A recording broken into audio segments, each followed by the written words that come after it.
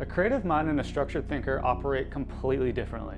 One wants measurable systems, timelines, and efficiency, while the other one works through experimentation, instinct, obsession, and long periods of invisible thinking. Here's the thing though, is that neither of them are wrong. But when those two worlds collide inside of a business, friction does sometimes happen. One side wants visibility, structure, and measurable output, like a general manager managing operations, budgets, and accountability, while the other needs freedom, trust, and room for a creative process to unfold naturally, like a creative director building ideas, direction, and storytelling. And that tension raises an interesting question.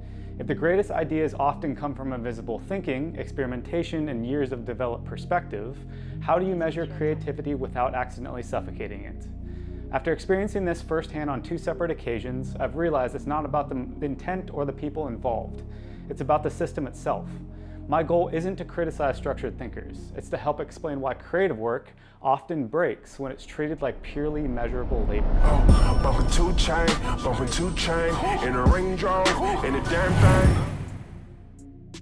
Creatives and structured thinkers often misunderstand each other because they're optimizing for two completely different things. Structured thinkers are usually optimizing for predictability, organization, budgets, systems, measurable output, and accountability, while creatives are optimizing for ideas, emotional impact, experimentation, innovation, storytelling, and intuition. A structured thinker sees time as something to organize, a resource that should be planned, allocated, and measured, while a creative often experiences time very differently. Sometimes the best idea comes in 10 minutes, clean, immediate, and fully formed, while other times you can spend hours moving through ideas that don't go anywhere at first. Testing directions, reworking concepts, following instincts that don't immediately make sense. From the outside, that can look very inefficient, but from the inside, that process is the work.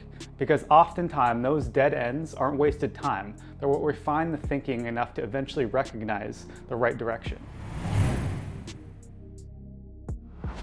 Hour tracking itself isn't the issue. The issue is what it does to the mindset behind the work. The moment creativity becomes tied to proving productivity by the hour, something shifts. You stop asking, how do I make this as strong as possible? And you start asking, how do I justify my time? Those are two completely different ways of thinking. Creativity requires space. Space to explore, space to fail, space to sit with ideas that aren't ready yet. But when everything has to be accounted for in real time, experimentation starts to feel inefficient. And when experimentation feels inefficient, people naturally do less of it. This is why many creative roles operate on retainers or salaries instead of hourly billing, because creative value isn't just execution time.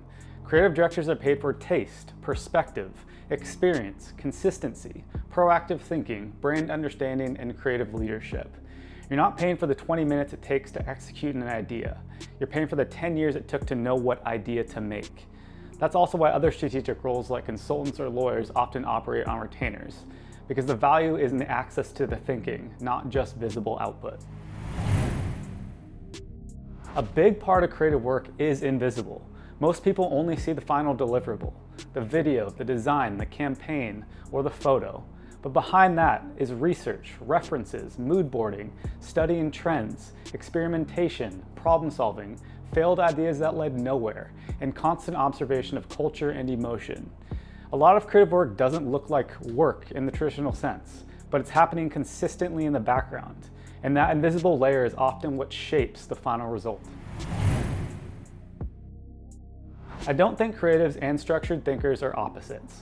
I think they're two different operating systems trying to work together within the same environment. And the challenge is building systems that allow both to function without one suffocating the other. The best creative work usually doesn't happen under pressure to consistently prove productivity. It happens when the system itself is built to recognize that not all value can be measured in the moment.